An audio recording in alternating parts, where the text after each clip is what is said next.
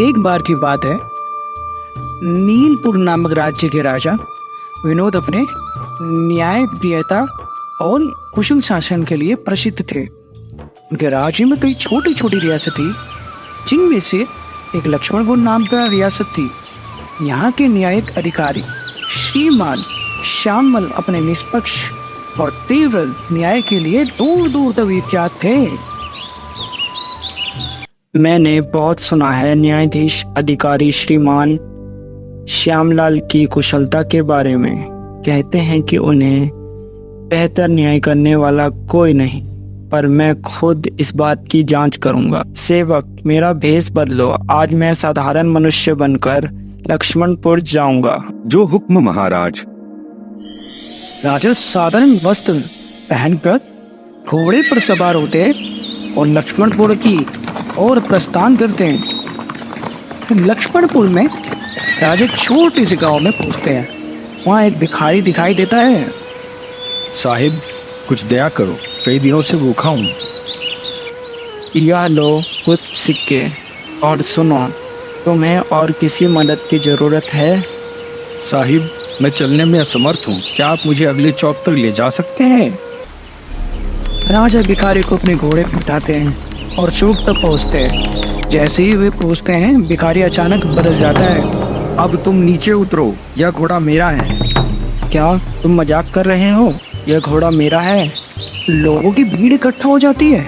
सभी हैरान होते हैं। भीड़ में से एक आदमी बोलता है, इसका फैसला तो न्यायिक अधिकारी श्रीमान श्यामल ही कर सकते हैं। चलो दोनों को उनके पास ले चलते हैं। श्रीमान श्यामल अपनी कुर्सी पर बैठे हुए, कई लोग न्याय के लिए कतार में हैं। अगला मामला लाओ। एक लेखक और किसान आते हैं। दोनों एक महिला पे अपना दावा कर रहे हैं। यह मेरी पत्नी है। नहीं, यह मेरी पत्नी है। ठीक है, महिला को यहीं छोड़ दो और कल वापस आओ।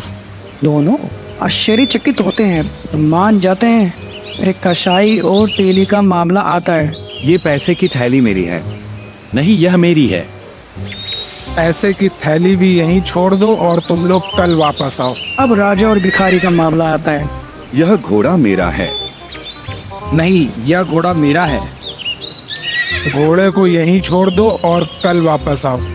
राजा और भिखारी दोनों चूक जाते हैं और चुपचाप चले जाते हैं। अगले दिन कचहरी में भारी भीड़ जमा है।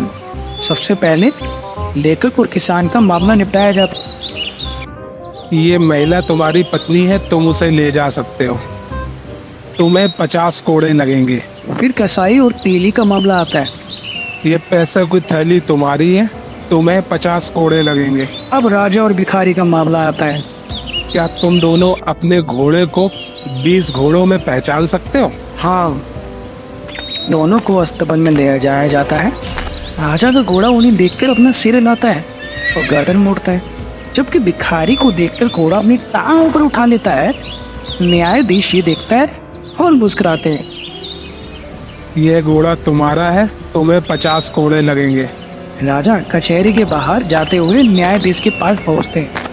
तुम्हारे निर्णय से मैं संतुष्ट हूँ और यह जानना चाहता हूँ कि तुमने ये सब कैसे जाना? महिला को मैंने दवात में स्याही भरने को बोला, जिससे पता चला कि वो लेखक की पत्नी है। पैसों की थैली को मैंने रात भर पानी में रखा, तेल नहीं तैरा तो पता चला कि वह थैली तेली की नहीं है। और घोड़े का तो घोड़े ने खुद ही बता दिया। तुम सच में एक महान न्यायाधीश हो।